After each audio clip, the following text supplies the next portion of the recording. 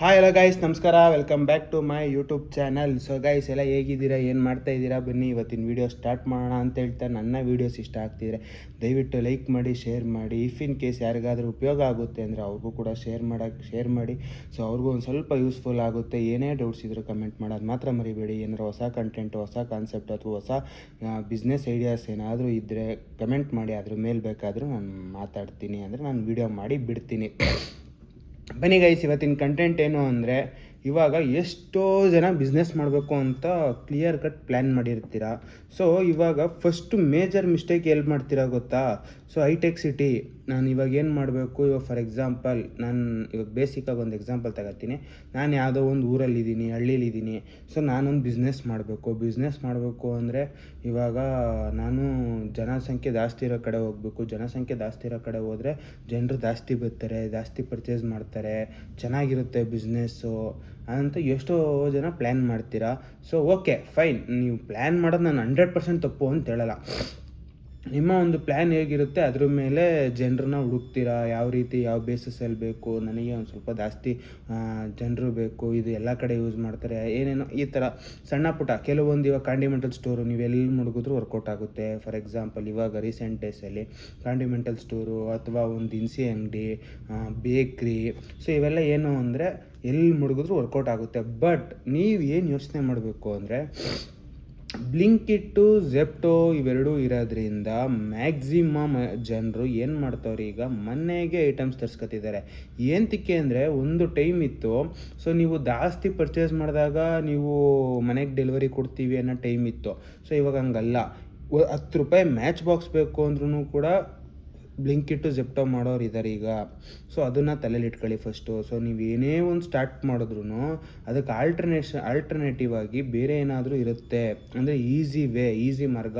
ಇವಾಗ ಒಂದು ಟೈಮಲ್ಲಿ ಇತ್ತು, ಒಂದು ಮೆಟ್ರೋ, ಡಿಮಾರ್ಟ್ ಎಲ್ಲ ಸ್ಟಾರ್ಟ್ ಆದಾಗ ಆ ಟೈಮಲ್ಲಿ ಹೆಂಗಿತ್ತು ಅಂದರೆ, ಶಾಪಿಂಗ್ ಮಾಡೋಕ್ಕೆ ಜನ ಮುಗಿಬಿದ್ದು ಬರೋರು. ಶಾಪಿಂಗ್ ಮಾಡಬೇಕು, ನಾನು ಬರಬೇಕು, ತಿಂಗ್ಳಿಗೊಂದ್ಸತಿ ಹೋಗಬೇಕು, ತಿಂಗ್ಳಿಗೊಂದ್ಸತಿ ಐಟಮ್ಸ್ ತರಬೇಕು. So 10,000 15,000 minimum. ಮೆಟ್ರೋದಲ್ಲೆಲ್ಲ ಏನಾಗಿತ್ತು, ಮಿನಿಮಮ್ 1,000 ಪರ್ಚೇಸ್ ಮಾಡಲೇಬೇಕು ಅಂತ ಒಂದು ರೂಲ್ಸ್ ಇತ್ತು. ಸೊ ಹೋದವರೆಲ್ಲ ಸುಮ್ಮನೆ ಎಕ್ಸಿಟ್ ಆಗಬೇಕಿತ್ತು. ಇಲ್ಲ ಅಂದರೆ ಮಿನಿಮಮ್ 1,000 ರೂಪಾಯಿ ಪರ್ಚೇಸ್ ಮಾಡಬೇಕಾಯ್ತು. ಅದಕ್ಕಿಂತ ಕಡಿಮೆ ಪರ್ಚೇಸ್ ಆದರೆ ಅವರು ಬಿಲ್ಲೇ ಪ್ರೊಸೀಡ್ ಮಾಡ್ತಾ ಇರಲಿಲ್ಲ.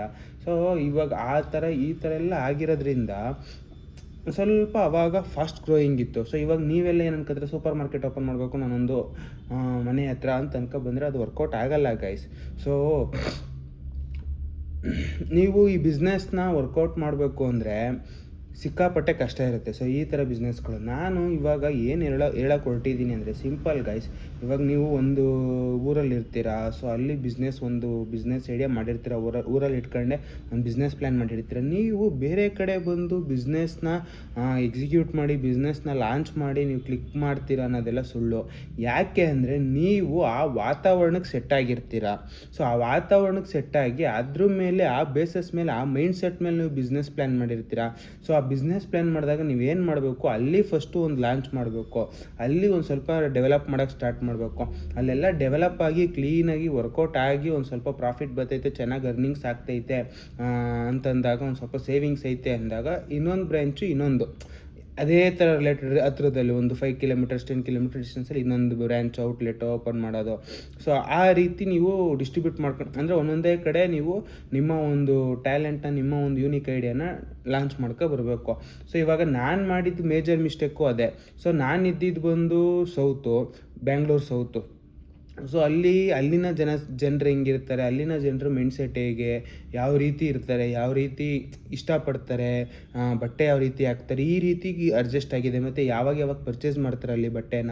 ಸೊ ಎಷ್ಟು ದಿನಕ್ಕೊಂದ್ಸತಿ ಪರ್ಚೇಸ್ ಮಾಡ್ತಾರೆ, ಜನರ ಹತ್ರ ಎಷ್ಟು ಬಟ್ಟೆ ಇರುತ್ತೆ ಅಂತ, ಈ ರೀತಿ ಒಂದು ಮೈಂಡ್ಸೆಟ್ಟಲ್ಲಿ ಫಿಕ್ಸ್. ಅಂದರೆ ಅಲ್ಲಿ ನಾನು ಬೆಳೆದಿದ್ದ ವಾತಾವರಣ ಎಲ್ಲ ಹಂಗೆ. ಸೊ ಇವಾಗ ಬೆಂಗಳೂರು ನಾರ್ತಿಗೆ ಬಂದೆ, ಇಲ್ಲೊಂದು ಸ್ವಲ್ಪ ಡೆವಲಪಿಂಗ್ ಏರಿಯಾಗಳಿವೆಲ್ಲ. ಸೊ ನಾನಿರೋ ಕಡೆ ಬಂದ್ಬಿಟ್ಟು ಡೆವಲಪಿಂಗ್ ಏರಿಯಾ, ನಾನಿದ್ದಿದ್ದು ಆಲ್ಮೋಸ್ಟ್ ಡೆವಲಪ್ಡ್ ಏರಿಯಾ. ಸೊ ಎರಡಕ್ಕೂ ತುಂಬ ಡಿಫ್ರೆನ್ಸ್ ಇದೆ. ಅಲ್ಲೊಂದು ಸ್ವಲ್ಪ ಹೈಟೆಕ್ ಜನ ಇರ್ತಿದ್ರು, ಇಲ್ಲಿ ತುಂಬ ಹೈಟೆಕ್ ಅಲ್ಲ, ಒಂದು ಮಿಡಲ್ ರೇಂಜಲ್ಲಿ ಅವರೇ. ಸೊ ನಾನು ಇಲ್ಲಿ ಬಂದು ಅಲ್ಲಿನ ಮೈಂಡ್ ಸೆಟ್ನ ಇಲ್ಲಿಗೆ ಇಮಿಡಿಯೇಟಾಗಿ ನಾನು ಚೇಂಜ್ ಮಾಡ್ಕೊಳಕ್ಕಾಗಲ್ಲ. ನಾನು ಇಲ್ಲೊಂದು ಸ್ವಲ್ಪ ಟೈಮ್ ಸ್ಪೆಂಡ್ ಮಾಡಬೇಕಿತ್ತು. ಅಟ್ಲೀಸ್ಟ್ ಒಂದು 6 to 7 months 8 months 1 year time spend ಮಾಡಿದರೆ ನನಗೊಂದಷ್ಟು ನಾಲೆಡ್ಜ್ ಬಂದಿರೋದು. ಸೊ ನಾನು ಏನು ಮಾಡಿದೆ, ಇಮಿಡಿಯೇಟಾಗಿ ನಾನು ಬಿಸ್ನೆಸ್ ಸ್ಟಾರ್ಟ್ ಮಾಡಬೇಕು, ಪರವಾಗಿಲ್ಲ ಸ್ಟಾರ್ಟ್ ಮಾಡೋಣ ಅಂದ್ಬಿಟ್ಟು ಸ್ಟಾರ್ಟ್ ಮಾಡಿದೆ. ನನ್ನ ಒಂದು ಬೆನಿಫಿಟ್ ಏನು ಅಂದರೆ, ನಂದು ಒಂದು ಆನ್ಲೈನ್ ವೆಬ್ಸೈಟ್ ಇರೋದ್ರಿಂದ ನನಗೆ ಏನು ಅಷ್ಟು ಅಂದರೆ ಒಂಥರ ಬರ್ಡನ್ ಆಗುತ್ತೆ ಅಂತ ನಂಗೆ ಅನಿಸ್ಲಿಲ್ಲ. ಸೊ ಅಲ್ಲಿನ ಮೈಂಡ್ ಸೆಟ್ಗೆ ಬಂದು ಇಲ್ಲಿ ಬಂದು ಲಾಂಚ್ ಮಾಡಿದೆ. ಇಲ್ಲಿನ ಜನರಿಗೆ ಇದು ಸೆಟ್ ಆಗಬೇಕು ಅಂದರೆ ಒಂದು ಸ್ವಲ್ಪ ಟೈಮ್ ಬೇಕು. ಆಮೇಲೆ ಅಲ್ಲಿ ತಿಂಗ್ಳಿಗೆ ಏನಿಲ್ಲ ಅಂದ್ರೂ 3 ಸತಿ 4 ಸತಿ ಬಟ್ಟೆ ತಗೊಳ್ಳೋರು. ಇಲ್ಲಿ ಹಂಗಲ್ಲ, ಏನಾರು ಹಬ್ಬ ಬರಬೇಕು, ಯಾವ್ದಾರ ಫಂಕ್ಷನ್ ಇರಬೇಕು, ಆ ಟೈಮಲ್ಲಿ ಮಾತ್ರ ಇಲ್ಲಿ ಜನರು ಪರ್ಚೇಸ್ ಮಾಡೋಕ್ಕೆ ಬರ್ತಾರೆ. ಸೊ ಈ ರೀತಿ ಎಲ್ಲ ಒಂದು ಸ್ವಲ್ಪ ಆದಾಗ ನಾವು ಯೋಚನೆ ಮಾಡಬೇಕಾಗುತ್ತೆ. ಅದಕ್ಕೆ ನಾನೇನು ಹೇಳ್ತಾ ಇದ್ದೀನಿ, ನೀವು ಬಿಸ್ನೆಸ್ನ ಎಲ್ಲಿ ಸ್ಟಾರ್ಟ್ ಮಾಡಬೇಕು ಅನ್ನೋದು ಮ್ಯಾಟ್ರೇ ಅಲ್ಲ. ಸೊ ನೀವು ಎಲ್ಲಿರ್ತೀರ ಅಲ್ಲೇ ಸ್ಟಾರ್ಟ್ ಮಾಡಿ. ಇಮಿಡಿಯೇಟಾಗಿ ಶಿಫ್ಟ್ ಆದೆ, ನನಗೆ ಶಿಫ್ಟ್ ಆಗಿದ ತಕ್ಷಣ ಸ್ಟಾರ್ಟ್ ಮಾಡಬೇಕು ಅವೆಲ್ಲ ಗೈಸ್ ಒಂದು ಹೇಳ್ತಾ ಇದ್ದೀನಿ. ಶಿಫ್ಟ್ ಆದಮೇಲೆ ಅಲ್ಲಿನ ಜನರಿಗೆ ಸೆಟ್ ಆಗಬೇಕು, ಅಲ್ಲಿನ ಜನರು ಮೈಂಡ್ ಸೆಟ್ ಅನಾಲಿಸಿಸ್ ಮಾಡಬೇಕು ಅಂದರೆ ಮಿನಿಮಮ್ 1 ವರ್ಷ ಬೇಕು. 6 ತಿಂಗಳು ಸಾಲಲ್ಲ. Minimum 1 to 1.5 year to 2 years, maximum 2 years ಬೇಕು. ಮಿನಿಮಮ್ 1 year ಆದರೂ ಬೇಕೇ ಬೇಕು.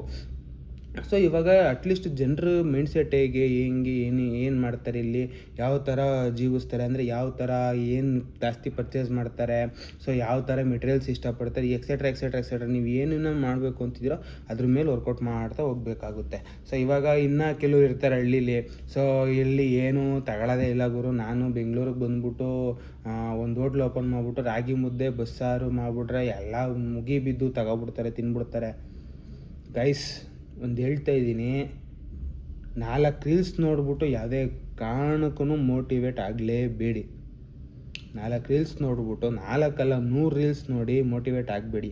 ಏನಕ್ಕೆ ಅಂದರೆ, ನೀವು ಯಾವ ರೀತಿ ನೀವು ರಿಯಾಕ್ಟ್ ಮಾಡ್ತೀರಿ, ಇವಾಗ ನಿಮಗೆ ನಿಮ್ಮ ಮುಂದೆ ಹೋಟ್ಲು ಬಿಸ್ನೆಸ್ ಬರುತ್ತೆ, ನೀವು ರಿಯಾಕ್ಟ್ ಮಾಡ್ತೀರಿ, ಯಾರಿಗಾರ ಒಂದಿಬ್ರಿಗೆ ಶೇರ್ ಮಾಡ್ತೀರಾ, ಒಂದು 2 ರೀಲ್ ಆದಮೇಲೆ ತಿರ್ಗಾ ಅದೇ ಥರ ರೀಲ್ ಇನ್ನೊಂದು ಬರುತ್ತೆ, ಅದನ್ನೇನು ಮಾಡ್ತೀರಾ, ಅದನ್ನೂ ಶೇರ್ ಮಾಡ್ತೀರಾ, ಅದನ್ನೂ ಲೈಕ್ ಮಾಡ್ತೀರಾ. ಸೊ ನಿಮ್ಗೆ ಅದಕ್ಕೆ ಗೊತ್ತಾಗ್ಬಿಡ್ತು ಆಲ್ಗರಿದಮ್ಗೆ.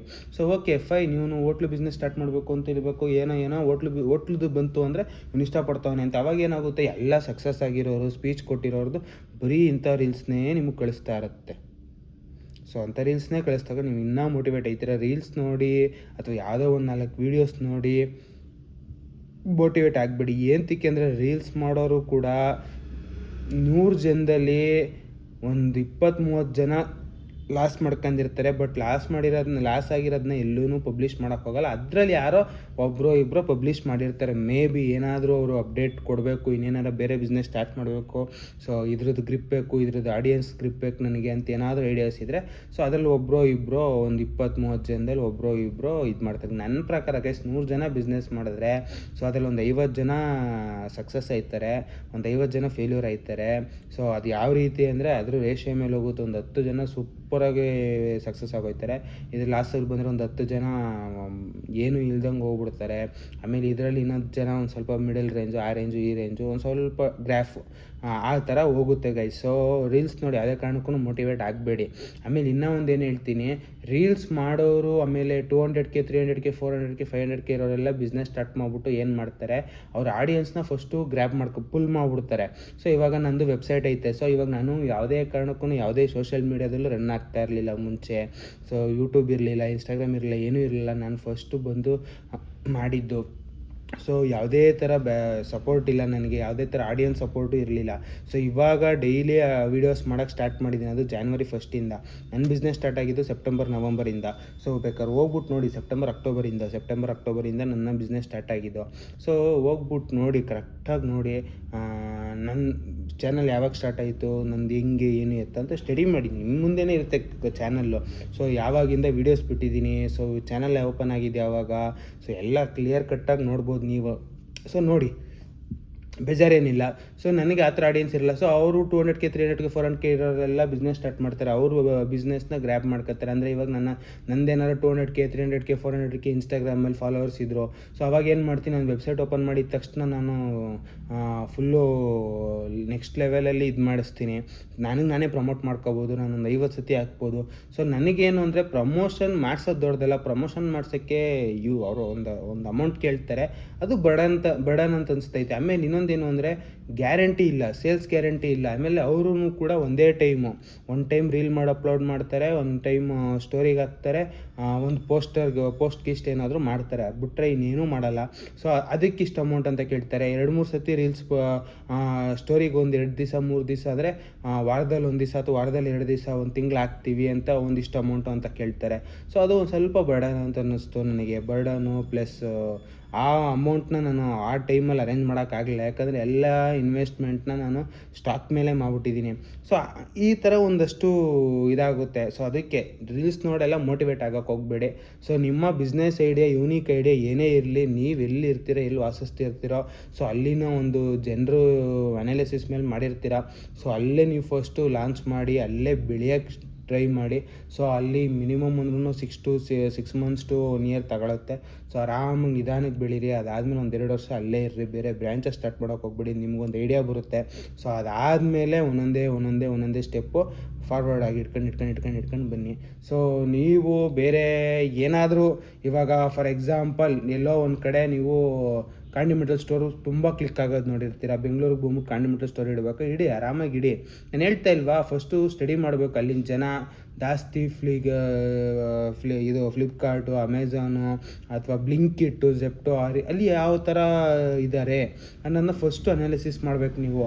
ಸೊ ಎಲ್ಲ ಪ್ರತಿಯೊಂದೂ ಬ್ಲಿಂಕಿಟ್ಟು, ಜೆಪ್ಟೋ ಮಾಡ್ಕೊಂಡು ಪರ್ಚೇಸ್ ಮಾಡ್ತಾರೆ ಅಂದರೆ ನೀವು ಅದ್ರ ಮೇಲೆ ಆ ಬೇಸ್ ಮೇಲೆ ಓಕೆ ಫೈನ್, ಇಲ್ಲಿ ಕಷ್ಟ ಕಾಂಡಿಮೆಂಟಲ್ ಸ್ಟೋರ್ ಇಟ್ರೂ ಕಷ್ಟ. ಕಾಂಡಿಮೆಂಟಲ್ ಸ್ಟೋರ್ ಇಟ್ಟರೆ ನಾನು ಬರೀ ಸಿಗರೇಟು, ಪಾನ್ ಪರಕ್ಕು ಮತ್ತು ಕಾಫಿ ಟೀ ಇದನ್ನ ಇಡಬೇಕಾಗುತ್ತೆ. ಸೊ ನೋಡೋಣ ಅಂತ ಆ ಬಜೆಟ್ಗೆ ತಕ್ಕಂತೆ. ಇವಾಗ ಕಾಂಡಿಮೆಂಟಲ್ ಸ್ಟೋರು 5 ಲಕ್ಷಕ್ಕೂ ಇಡ್ತಾರೆ, 10 ಲಕ್ಷಕ್ಕೂ ಇಡ್ತಾರೆ, ಕೆಲವೊಬ್ಬರು 20,000-30,000ಕ್ಕೂ ಇಡ್ತಾರೆ.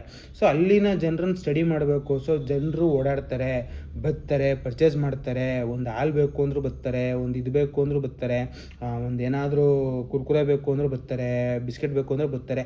ಈ ಥರ ಜನ ಇದ್ದಾಗ ಒಂದು ಸ್ವಲ್ಪ ಓಕೆ 1-2 ಲಕ್ಷ 1 ಲಕ್ಷನ ಇನ್ವೆಸ್ಟ್ ಮಾಡಿ ಇಡೋದು ಸೂಪರ್ ಡೂಪರು. ಸೊ ಯಾರೂ ಬರ್ತಾಯಿಲ್ಲ, ಎಲ್ಲ ಬ್ಲಿಂಕಿಟ್ಟು, ಜೆಪ್ಟೋ ಅಂತ ಪರ್ಚೇಸ್ ಮಾಡ್ತಾರೆ ಜಾಸ್ತಿ, ಇಲ್ಲಿ ಯಾರೂ ಓಡಾಡಲ್ಲ ಅಂತ ಚಿಕ್ಕದಾಗಿ ಇಟ್ಕೊಳ್ಳೋದು ಬೆಸ್ಟು. ಆಮೇಲೆ ಇನ್ನೂ ಒಂದೇನು ಅಂದರೆ, ಈ ಥರ ಕಾಂಡಿಮೆಂಟಲ್ ಸ್ಟೋರ್ ಇಡಬೇಕು ಅಂದರೆ ಗೈಸ್ ನಿಜ ಹೇಳ್ತಾ ಇದ್ದೀನಿ. ಸೊ ಮೇನ್ ರೋಡ್ಗಿಂತ ಯಾವುದಾದ್ರೂ ಒಳಗಡೆ ಒಂದು ಸ್ವಲ್ಪ ಒಳಗಡೆಗಾದಂಗೆ ಒಂದು ಸ್ವಲ್ಪ ದೊಡ್ಡ ಸ್ಪೇಸ್ ತಗೊಂಡು ಅದರಲ್ಲೊಂದು ಕಾಲು ಭಾಗದಷ್ಟು ಒಂದು ಚಿಕ್ಕ ರೂಮ್ ಮಾಡಿ, ಸ್ಮೋಕಿಂಗ್ ಝೋನ್ ಥರ ಸ್ಮೋಕಿಂಗ್ ಏರಿಯಾ ಮಾಡಿ. ಸೊ ಅದಾದಮೇಲೆ ಅಲ್ಲಿ ಯಾರಾದ್ರೂ ಡೆಲಿವರಿ ಬಾಯ್ಸ್ ಓಡಾಡ್ತಾರೆ ಆ ಸರೌಂಡಿಂಗಲ್ಲಿ. ಫಾರ್ ಎಕ್ಸಾಂಪಲ್ ಇವಾಗ ಯಾವ್ದಾರ ಬ್ಲಿಂಕಿಟ್ಟು, ಜೆಪ್ಟೋ ಅಂತ ಹೇಳಿದೆ, ಅದ್ರ ಹಬ್ಗಳಿರ್ತದೆ, ಅಂದರೆ ಡೆಲಿವರಿ ತಗೊಂಡೋಗಿ ಡ್ರಾಪ್ ಮಾಡೋದು. ಸೊ ಅಲ್ಲಿ ಹಬ್ಗಳ ಹತ್ರ ಯಾವುದಾದ್ರೂ ಎಲ್ಲೂ ತುಂಬ ದೂರ ಹೋಗಬೇಕು ಅಲ್ಲ ಅಂದಾಗ ಆ ಹತ್ರದಲ್ಲಿ ಎಲ್ಲಾದರೂ ಮಾಡಿಬಿಟ್ಟಾಗ ನಿಮಗೆ ಪ್ರಾಫಿಟ್ಟು. ಯಾಕಂತ ಹೇಳ್ತಾ ಇದ್ದೀನಿ, ಪ್ರತಿಯೊಬ್ಬರು ಡೆಲಿವರಿ ಬಾಯ್ಸು ಅಂದರೆ 100 ಜನರಲ್ಲಿ ಇಲ್ಲ ಅಂದರೂ 90-95 ಜನ ಸ್ಮೋಕ್ ಮಾಡೇ ಮಾಡ್ತಾರೆ. ಅದಾದಮೇಲೆ ಕಾಫಿ ಟೀ ಕುಡಿತಾರೆ. ಸೊ ಇವಾಗ ಅವ್ರು ಬ್ಲಿಂಕಿಟ್ಟಲ್ಲಿ, ಜೆಪ್ಟೋದಲ್ಲಿ ಕೆಲಸ ಮಾಡ್ಕೊಂಡು ಅಲ್ಲೇ ಆನ್ ಸ್ಪಾಟ್ ಆರ್ಡ್ರ್ ಮಾಡೋಕ್ಕಾಗಲ್ಲ. ಅವ್ರಿಗೆ ಮಿನಿಮಮ್ ನಾಲೆಡ್ಜು, ಕಾಮನ್ ಸೆನ್ಸು. ಅಲ್ಲಿ ಆನ್ ಸ್ಪಾಟ್ ಆರ್ಡ್ರ್ ಮಾಡ್ಕೊಂಡು ತಿನ್ನೋಕ್ಕಾಗಲ್ಲ. ಸೊ ಅವರು ಬೇಕ್ರಿ ಹತ್ರ ಬಂದೇ ಬರ್ತಾರೆ ಅಥವಾ ಕಾಂಡಿಮೆಂಟಲ್ ಸ್ಟೋರ್ ಹತ್ರ ಬಂದೇ ಬರ್ತಾರೆ. ಸೊ ಅವಾಗ ನೀವೇನು ಮಾಡಬೇಕು, ಪಪ್ಸು, ಕೇಕು ಏನಾದರೂ ಒಂದಷ್ಟು ಅಲ್ಲೇ ತಗೊಂಡು ಅಲ್ಲೇ ತಿನ್ನೋ ಥರ ಐಟಮ್ಸ್ನ ಸ್ವಲ್ಪ ಜಾಸ್ತಿ ಮಡಿಗೆ, ಕುರ್ಕುರೆ, ಚಿಪ್ಸು ಒಂದು ಸ್ವಲ್ಪ ಮೇಂಟೈನ್ ಮಾಡ್ಕೊಂಡು ಒಂದು ಸ್ವಲ್ಪ ಹಾಕ್ಸ್ಕೊಂಡು ನೋಡಬೇಕು ಫಸ್ಟು ಜನರು ಹೆಂಗೆ ಬರ್ತಾರೆ, ರೊಟೇಷನ್ ಆಗ್ತಿದೆ, ಸೊ ಅಮೌಂಟು ಚೆನ್ನಾಗಿ ಬರ್ತಿದೆ ಅಂದಾಗ ಒಂದು ಸ್ವಲ್ಪನೇ ಡೆವಲಪ್ ಮಾಡ್ಕೊಂಡು ಹೋಗಬೇಕು. ಬಟ್ ಸ್ಮೋಕಿಂಗ್ ಝೋನ್ ಅಂತ ಒಂದು ಏರಿಯಾ ಬಿಡೋದು ಒಳ್ಳೆಯದು. ರೋಡಲ್ಲಿ ನಿಂತ್ಕೊಂಡು ಸೇದೋದೆಲ್ಲ ಇವಾಗ ರೀಸೆಂಟ್ ಡೇಸಲ್ಲಿ ತುಂಬ ಸ್ಟ್ರೈಕು ಗೀಕು ಅಂತ ಏನೇನೋ ನಡೀತಿದೆ. ಸೊ ಅದು ಸಾಲ್ವ್ ಆಗೋ ಗಂಟೆ ಏನಾಗುತ್ತೋ ಗೊತ್ತಿಲ್ಲ. ಸೊ ಅದಕ್ಕೋಸ್ಕರ ಒಂದು ನೀವೇ ಒಂದು ಸಪ್ರೇಟ್ ಝೋನ್ ಅಂದರೆ ರೋಡಿಗೂ ಫುಟ್ಪಾತ್ ಮೇಲಾಗಲಿ ರೋಡ್ ಮೇಲಾಗಲಿ ಮಾಡೋ ಥರ ಅಲ್ಲ, ನೀವೇ ಒಂದು ಸಪ್ರೇಟ್ ಅದಕ್ಕೆ ಅಂತಲೇ ಜಾಗ ಬಿಟ್ಬಿಟ್ಟಾಗ ಅದ್ರ ಕಡೆ ಏನು ಡಿಸ್ಟರ್ಬೆನ್ಸೇ ಇರೋಲ್ಲ. ಸೊ ನಿಮ್ಮ ಜಾಗ ನೀವು ರೆಂಟ್ ಕಟ್ಕೊತಾ ಇರ್ತೀರ, ಅಲ್ಲಿ ಸ್ಮೋಕಿಂಗ್ ಝೋನಾರ ಮಾಡ್ಕೊತೀರ, ಏನಾದರೂ ಮಾಡ್ಕೊತೀರ, ಅದು ನಿಮಗೆ ಬಿಟ್ಟಿದ್ದು. ಸೊ ಅದು ಮಾಡಿಬಿಟ್ಟು ನಾವು ಪೊಲೀಸ್ಗೆ ಕಮಿಷನ್ ಕೊಡೋದು ಈ ಥರ ಏನಾದರೂ ಕೊಡಬೇಕಾ ಬೇಡವಾ, ಸೊ ಅದು ನನಗೆ ಗೊತ್ತಿಲ್ಲ ಗೈಸ್. ಆ ಏರಿಯಾ ಪೊಲೀಸರು ಹೆಂಗಿರ್ತಾರೆ, ಅವ್ರದ್ದು ರೀತಿ ಕೋಪ್ರೇಟ್ ಮಾಡ್ತಾರೆ, ಅದ್ರ ಮೇಲೆ ಹೋಗುತ್ತೆ. ಸೊ ಕೆಲವೊಂದು ಟೈಮು ಅಲ್ಲಿ ನೀವು ಓನಾಗಿ ಇದರಲ್ಲಿ ಇಟ್ಕೊಂಡ್ರು ಸ್ಮೋಕ್ ಮಾಡ್ಬೇಕಾದ್ರೆ ಈಚೆ ಕಡೆ ಡಿಸ್ಟರ್ಬೆನ್ಸ್ ಆಗುತ್ತೆ ಓಡಾಡೋರಿಗೆ ಅಂತಲೂ ಒಂದು ಸ್ವಲ್ಪ ಈಸ್ಕೊತಾರೆ ಅಮೌಂಟ್ನ. ಸೊ ಅದೆಲ್ಲ ನಾನು ಇಲ್ಲಿಗಲ್ದೆಲ್ಲ ಮಾತಾಡೋಕ್ಕಾಗಲ್ಲ. ಸೊ ಅಲ್ಲಿ ಪೊಲೀಸರು ಯಾವ ಥರ ಕೋಪ್ರೇಟಿವ್ ಆಗಿರ್ತಾರೆ ಏನು ಎತ್ತ ಅದ್ರ ಮೇಲೆ ಡಿಪೆಂಡ್ ಆಗುತ್ತೆ. ಈ ರೀತಿ ನಡೀತದೆ ಗೈಸ್. ಕಾಂಡಿಮೆಂಟಲ್ ಸ್ಟೋರು, ಬೇಕ್ರಿ, ಆಮೇಲೆ ಸಿಗರೇಟು, ಪಾನ್ ಪರಕ್, ಸಿಗರೇಟ್ ಮುಡ್ಗೋರು ಎಸ್ಪೆಷಲಿ ಸ್ಮೋಕಿಂಗ್ ಝೋನ್ ಮಡಗಿ, ನನ್ನ ಬೆಸ್ಟ್ ಐಡಿಯಾ ಅದು. ಸೊ ಯಾಕೆ ಅಂದರೆ ನಿಮ್ಮದೇ ಆದ ಒಂದು ಏರಿಯಾ ಇದ್ದಾಗ ಜನರು ಬೇಗ ಬರ್ತಾರೆ. ಆಮೇಲೆ ಪ್ರೈವೇಸಿ ಮಾಡಿ. ಸೊ ಸ್ಮೋಕ್ ಮಾಡೋ ಎಷ್ಟೋ ಜನ ಪ್ರೈವೇಸಿ ಹುಡುಕ್ತಾರೆ, ಪ್ರೈವೇಟ್ ಏರಿಯಾಸ್ ಹುಡುಕ್ತಾರೆ. ಸೊ ಅದಕ್ಕೋಸ್ಕರ ಪ್ರೈವೇಸಿ ಮಾಡಿಬಿಟ್ಟಾಗ ಒಂದು ಸ್ವಲ್ಪ ಜಾಸ್ತಿ ಜನ ಅಲ್ಲಿ ಅಟ್ರ್ಯಾಕ್ಟ್ ಆಗಿ ಬರೋ ಚಾನ್ಸಸ್ ಇರುತ್ತೆ. ಸೊ ಇದು ಬಂದು ಈ ಬಿಸ್ನೆಸ್ ಐಡಿಯಾ. ಕಾಂಡಿಮೆಂಟಲ್ ಸ್ಟೋರ್ ಬಗ್ಗೆನೇ ಬೇಕಾದ್ರೆ ಒಂದು ವಿಡಿಯೋ ಮಾಡೋಣ. ಸೊ ಒಂದೊಂದೇ ಬಿಸ್ನೆಸ್ ಬಗ್ಗೆ ಮಾಡ್ಕೊಂಡು ಹೋಗೋಣ. ನಿಮ್ಗೆ ಯಾವುದಾದ್ರೂ ಬಿಸ್ನೆಸ್ ಐಡಿಯಾಸ್, ಅದು ನಿಮ್ಗೆ ಯಾವುದಾದ್ರೂ ಬಿಸ್ನೆಸ್ ಐಡಿಯಾ ಬೇಕು ಅಂತಂದರೆ ಕಮೆಂಟ್ ಮಾಡಿ. ಕಮೆಂಟ್ ಮಾಡಿದಾಗ ನಾನು ಅದ್ರ ಬಗ್ಗೆ ಎತ್ಕೊಂಡು ಬೇಕಾದ್ರೆ ಒಂದು 15-20 ನಿಮಿಷ ಮಾತಾಡ್ಬೋದು. ಸೊ ನಿಮ್ಗೆ ಯಾವುದೇ ಬಿಸ್ನೆಸ್ ಆಗಲಿ ಗೈಸ್ ಮಾಡಿ. ನನಗೆ ಬಿಸ್ನೆಸ್ ಮೇಲೆ ಸಿಕ್ಕಾಪಟ್ಟೆ ಇಂಟ್ರೆಸ್ಟು. ನೀವು ಈ ಬಿಸ್ನೆಸ್ ಹೇಳ್ತೀರಾ, ಆ ಬಿಸ್ನೆಸ್ ಹೇಳ್ತೀರಾ ಅಂತಲ್ಲ, ಯಾವುದೇ ಬಿಸ್ನೆಸ್ ಹೇಳಿ ನಾನು ರಿಸರ್ಚ್ ಮಾಡ್ಬಿಟ್ಟು ಆದ್ರೂ ನಾನು ಅದ್ರ ಬಗ್ಗೆ ತಿಳ್ಕೊಂಡಾದ್ರೂ ಹೇಳ್ತೀನಿ ದಯವಿಟ್ಟು. ಸೊ ಏನಾರು ಇದ್ರೆ ಕಮೆಂಟ್ ಮಾಡಿ ಅಂತ ಹೇಳ್ತಾ ಗೈಸ್ ಈ ವಿಡಿಯೋ ನಿಲ್ಲಿಸ್ತಾ ಇದ್ದೀನಿ. Love you, lots of love, take care guys, bye, signing off guys.